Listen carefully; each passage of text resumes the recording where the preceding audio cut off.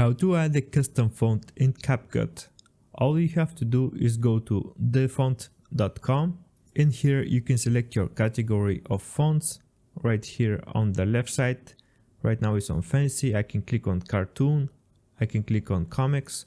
Let's go on comics and let's pick Comica Access. This is Mr. Beast font that he's using on his thumbnails and videos.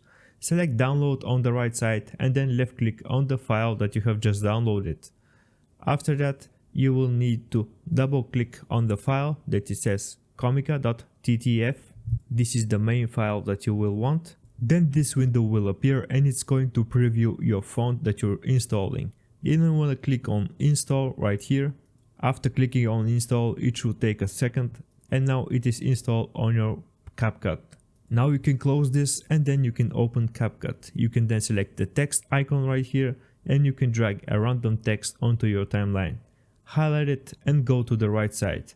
Select the drop down menu next to font right here and make sure all the fonts are highlighted from here. Then you can then scroll down and look for your font. Here it is, Comica Access. Then you can left click it and insert the text that you want to use. That was all there is to it. I hope it was helpful. Thanks for watching and see you in the next one.